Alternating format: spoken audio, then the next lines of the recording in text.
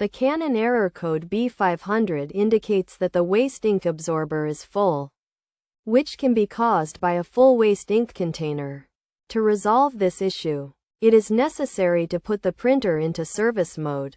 This can be done by ensuring the printer is properly connected to a computer and then opening the Service Tool application. Once open, click on App ROM to print a report, but be sure to have a sufficient amount of printing paper on hand.